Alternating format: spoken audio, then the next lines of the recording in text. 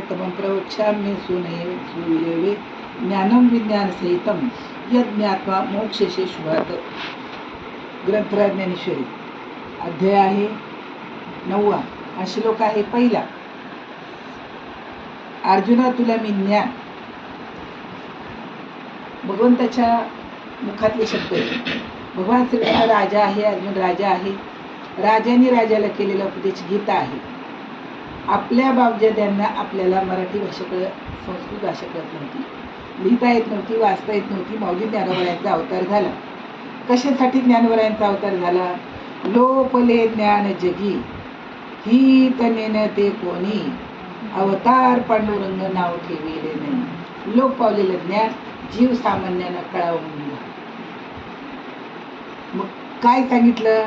भगवान श्रीकृष्णाचा अर्जुना ना तरी हे बीज, पुढे ती सांगितलेलं तुझं अंतःकरणी जे तुझं जीवाची. अर्जुना माझ्याजवळ एक गोष्ट आहे अध्यात्मशास्त्राची, आणि ते बी मी तुला सांगतो, ते बी मी तुला देतोय. भगवान श्रीकृष्ण सांगतात. मग आता काय दिलं असेल भगवान श्रीकृष्णाने अर्जुनाला? अर्जुन राजा आहे, कृष्ण राजा आहे, आणि राजाने राजाला सांगितलं आहे माझ्याकडे एक गोष्ट आहे रे अर्जुन, ती तुला घे. काय होईल? तुझ्या जीवाचं हित फेडावं, भूज कामद सांगावे, अशी काही स्वभावे कल्पिशी जरी देवा. तुझ्याकडे काहीतरी वस्तू गुह्य वस्तू आहे. ज्ञानोबराय सांगतात माझ्या गुरुने मला एक गुह्य वस्तू दिली. ज्ञान गुड गमले ज्ञानदेवाला दिले, निवृत्तीने दिले माझ्या हाती. गुह्य वस्तू कोणाला दिली? गुरुने शिष्याला. कोणता गुरु? ज्ञानदेव म्हणे अवचित घडले निवृत्तीने दिलेले निज बीज. बघा हरिपाठात सांगितलं अचानक असं काही घडलं. माझ्या सद्गुरू निवृत्तीदादांनी मला एक आतलं बी दिलं. इथं सांगितलं अर्जुन हे बीज, जीवाचं बीज मी तुला सांगतो. ही ज्ञानेश्वरी आणि हा हरिपाठ. हरिपाठात सांगितलं माझ्याजवळ ती मला माझ्या गुरुने दिलं निवृत्तीदादांनी. इथं श्रीकृष्ण सांगतो अर्जुन सांगतो श्रीकृष्ण सांग बरं मला, तुझ्याजवळ काहीतरी गुह्य आहे, तू मला का देतोयस? समजा एखाद्याकडे आपण जावं आणि सांगावे 10,000 रुपये घे तुला, किंवा वाटतील का? आला तुम्ही माझ्याकडे आणि किंवा मी तुमच्याकडे आणि एवढे 1,00,000 रुपये घ्या तुम्हाला, किंवा वाटतील का? वाटतील का? देत असतील बाबा लोक आपल्याला पैसे, वाटेल का नाही?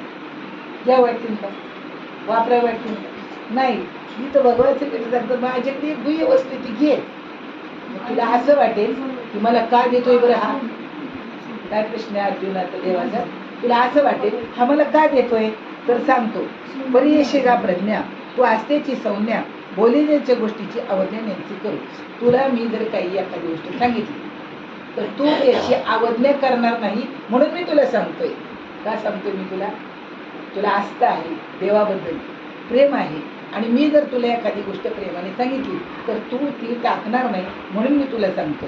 असं देव म्हणतात या ठिकाणी. म्हणून आपले गोडपण आपले मोडो, परिवादी बोलणे बोलावे गोड, परी आमची जीवाची पडो तुझ्या जीवी. किती सुंदर सांगितलं. खरं तर गुह्यातली गुह्य गोष्ट तुम्ही कोणाला टाकत नाही. आपण कुठेतरी पैसे ठेवले, कुठे काय ठेवलं, कुठे काय ठेवलं. कापूस असा घर भरून ठेवतो, कापसाचे आलेले पैसे ते आपल्याला ठेवतो का? कुठे ठेवतो? का असे दाखवत का मालक? नाही.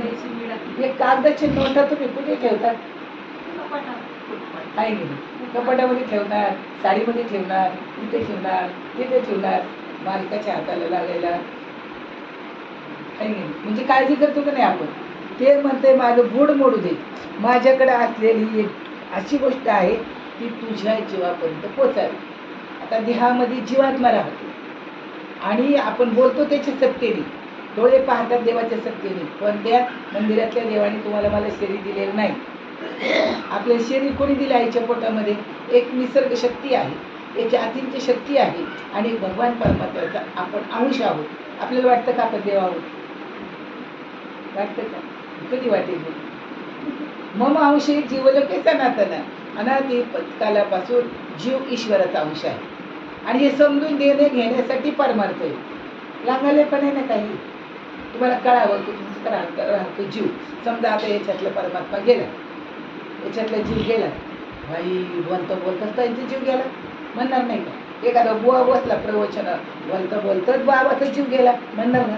म्हणजे जीव राहतो हे तुम्हाला सरळ कळालं की नाही? देहामध्ये, आपल्या देहामध्ये जीव राहतो, देव आपल्यात राहतो. देव आहे हृदय मंदिर शोधून पाहे.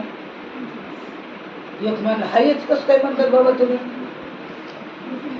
हे खाड केली वाजवली आणि काय म्हणून वाजवली? कोणामुळे कळालं तुला? आतल्यामुळे का बाहेरच्यामुळे? आत आहे तो म्हणून कळालं ना मला. बरं डास चावला कोणामुळे कळलं? मुंगी चावली कोणामुळे कळते? आपल्या आतमध्ये देव आहे, आपण जिवंत आहोत म्हणून कळते ना. मग त्याची ओळख करून घ्यायला पाहिजे का नको? याच जन्मी ओळखी करा आत्माराम. कुठला? आतले देवच. कारण मंदिरातला देव तुम्ही दगड आणला, तुम्ही निवडला, तुम्ही त्या दगडामध्ये मूर्ती काढली, पूजेला योग्य झाली, माणसाने बसवली, पूजा केली, माणसानेच बनवलाय त्याला. हात तुटला की माणूस बुडवतो. शरीर माणसाने नाही बुडवलं तयार केली, माणसाने शरीर तयार केलं का नाही. पण आई म्हणते माझा पोरगा, आई काय म्हणते माझं पोरं. पण आईच्या डोक्यात कधीच येत नाही मी शरीरच नाही दिलेलं यांना. हे जर एखाद्या आईने स्वीकारलं, तुम्ही दिलं का तुमच्या पोरांना शरीर? तुम्ही दिलं? गाडी काका माझी म्हणतात ते दुःखाला कारण आहे ना. माझं घर बांधलं आणि पडलं, ते घराला काही त्याच्याशी कर्तव्य आहे का? नाही. मग घर माझं म्हणतो, येताना बरोबर आणलं होतं का? जाताना बरोबर येणार आहे का? मग त्याला माझं म्हणायचं ती दुःखाला कारण. निमित्ताचा धनी, तुम्ही जागा घ्यायला निमित्त आहात, घर बांधायला निमित्त आहात, राहायला निमित्त आहात, पण घरातून बाहेर जावंच लागेल ना एक दिवस. बोलो भाई राम नाम सत्य जावंच लागेल ना एक दिवस. आणि हे जर कळालं, देवाने जर आपल्या आत्मतत्व जागं करून दिलं, तर इथं काय सांगितलं देवाने बघा. तुमच्या व्यवहारातली गोष्ट राहिली ज्ञानोबरायांनी, ज्यांनी लग्न केलेलं नाही, ज्याला आई वडिलांनी लहानपणी ओठ वाळले नाही अशा वयात सोडून गेले, ते सांगतात अगा थानीचे दूध गुड पण थानाशीच नव्हे की गोड, म्हणून स्वरूप